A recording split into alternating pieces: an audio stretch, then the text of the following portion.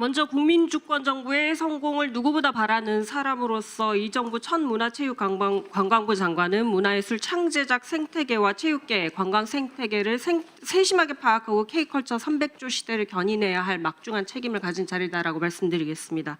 그만큼 후보자가 겸손하고도 엄중하고 무거운 책임감으로 인사청문회에 임해야 합니다. 본 의원 역시 공정하게 검증할 것입니다. 후보자님, 장관 지명되고 인사청문회 준비사무실 첫 출근 기사 기억나시죠?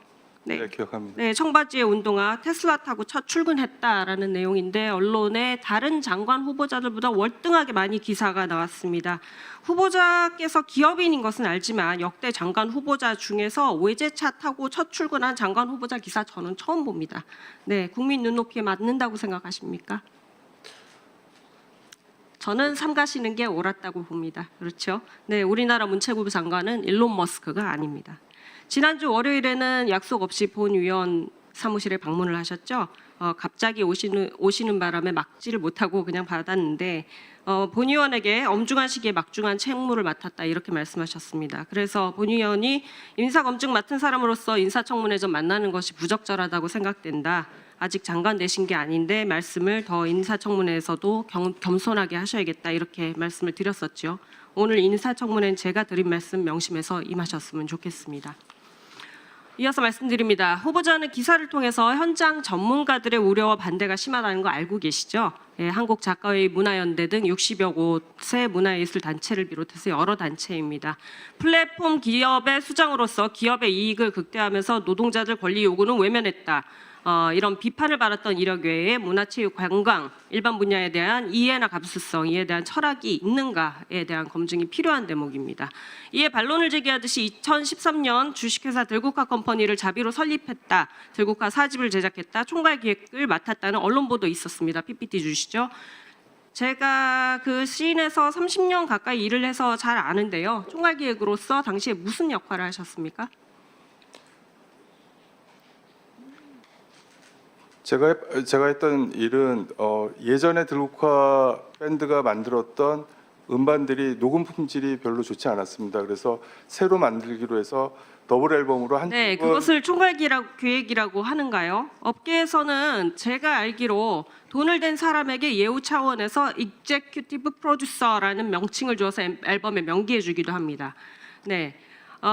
그것을 밝혀둡니다. 이 자리에서. 최근 나온 기사 내용은 직역해서 총괄 기획 이렇게 번역이 됐는데 방시혁 씨가 BTS를 기획했듯이 마치 들국화 밴드 음반을 말 그대로 총괄 기획했다라는 내용으로 독자가 오인할 소지가 있어 보입니다. 본인 미화를 위해서 인터뷰를 그렇게 하신 건가요?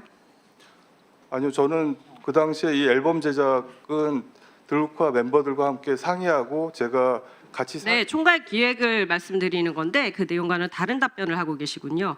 들국화 컴퍼니 자비로 설립했다 하셨죠? 네, 맞습니다. 네, 기사 내용입니다. 당시 후보자님 NHN 플랫폼 대표이사로 재직 중이셨죠? 네, 들국화 컴퍼니 법인 등기부 본상에 2013년부터 2016년까지는 후보자 본인 이름이 기재돼 있지가 않습니다. 네, 그러면 당시 들국화 컴퍼니 누구 겁니까? 주식은 제가 투자했기 때문에 주식은 제 명의로 돼 있고요. 대표이사는 제가 그때 NHN에 근무하고 있었기 때문에 시간이 없어서 그 일을 주도해 주실 다른 분이 그걸 맡아서. 시간이 없어서 그런 건가요? NHN에 겸직 금지가 있어서 그런 건가요? 아니면 다른 목적이 있어서 그런 건가요? 자, 보통 차명으로 법인 만들 때 의심을 많이 하는 부분들이 은행 대출 목적, 외부로부터의 투자 유치 뭐 이런 게 있는데 심하게는 자금 세탁, 차명 재산 형성, 재산 은닉을 통한 세금 탈루, 우회 증여 등이 있습니다. 그냥 뭐 앨범 제작 정도는 부인 등의 명의로 개인 사업자로도 가능한데 굳이 법인으로 차명으로 만드신 이유가 뭔가요? 차명으로 만들었다는 게 무슨 뜻이죠? 대표가 다른 사람이잖아요. 저는 회사를 설립할 때 제 지분에 대해서는 제 이름으로 돼 있었고요. 대표는 당연히 다른 전문 경영인을 세울 수 있다고 생각합니다. 그러면 경영에도 어떠한 조언이나 뭐 운영 방침 이런 것들을 주셨습니까? 네, 그때 들국화 밴드 멤버들과 저는 같이 일을 하면서 도움을 드리는 역할들을 했습니다. 자, 또 하나 의심가는 부분은 2008년부터 정부가 가업승계 제도를 시행해왔다는 것인데요. 이전과는 다르게 2017년에는 직접 대표로 취임을 하십니다. 가업승계 제도는 최대 600억 원까지 상속 공제를 하고 여기 요건만 충족하면은 가업승계 증여특례 또한 적용이 됩니다. 개인 사업자나 개인이 저작권 IP를 가지고 있어도 저작재산권 자체는 들어오는데 왜 무리하게 그때 대표를 취임하게 된 것입니까? 그때는 제가 이제 NHN을 그만둬서 나름의 시간 여유가 있었고요. 이 회사는 들국화 앨범의 정산 작업만 하는 곳입니다. 그래서 제가 지분을 갖고 있는 곳이기 때문에 제 이름을 이제 대표이사로 등록해도 상관이 없다라고 생각을 했습니다. 네, 그 부분은 좀 의심이 가는 부분입니다. 또 묻겠습니다. 들국화 밴드와 표준 계약서 작성본 있으십니까? 네, 있습니다. 네, 계약 조건 어떻게 하셨습니까? 계약 조건은 그 들국화 멤버였던 세 분이 네, 계약금 수익의- 얼마에 몇 대 몇 수익으로 나누기로 했다 정도만 말씀해 주시죠. 계약금이라는 건 없었고요. 선급금 필요한 돈들은 제가 선급금으로 지원을 해드렸고요. 8대 2, 그러니까 회사는 20%를 갖고 나머지 80%는 아티스트가 갖는 구조로 계약이 돼 있었습니다. 자, 본인은 적법하게 해왔다고 주장을 하시는 거죠. 그런데 들국화 사직과 관련해서 전인권 씨가 후보자를 경찰에 2번 고소한 사실이 있죠. 당시 전인권 씨 고소 내용이 녹음실 무산, 7, 8억 횡령, 저작권법 위반, 사기, 전속계약 약속무산, 5,700여만 원 상당 임금 미지급, 음반 추가 발행, 상표권 무당 사용들이었습니다. 전인권 씨가 본인만 제외하고 다른 멤버들에게만 계약금이 지급되었고 정산을 본인에게 안 해준다는 불만이 있었다는 거 본 위원에게 업계 관계자들이 전달해온 내용입니다.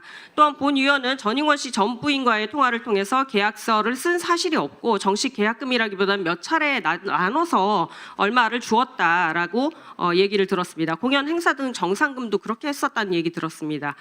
실제 계약서가 존재하는지 자료를 내지 않으셨고요. 법적으로 왜 예술 노동의 대가는 미성년자도 본인한테 지급을 하게 되는 것인데 왜 당사자한테 직접 지급하지 않으셨던 겁니까? 계약서는 제출 요구가 없었습니다. 그건 곧바로 제출해 드릴 수 있고요. 정산은 모두 다 정상적으로 이루어졌습니다. 그리고 전인권님은 당시에 음악 작업에 열중하고 있었기 때문에 이 정산 과정이 어떻게 돌아가는지 잘 파악을 못 하고 계셨습니다. 그래서 나중에 경찰 조사 결과 아무 혐의가 없는 걸로 결론이 났었고요. 다른 뭐 최성원 분이라든지 참여했던 분들한테 직접 연락해 보시면 그거는 확인할 수 있으십니다. 네, 확인하겠습니다. 후보자는 오늘 오후 개의 전까지 주식회사 들국화 컴퍼니 주식 증자와 감자 관련 서류, 주주총회 자료, 들국화 컴퍼니 매출액 사용 내역서, 2013년부터 법인 통장 입출국 내역, 그리고 들국화 멤버들과 2013년 작성한 계약서를 함께 오후 개의 전까지 반드시 제출해 주시기 바랍니다. 확인하겠습니다. 이상입니다. 네, 후보자님, 김재훈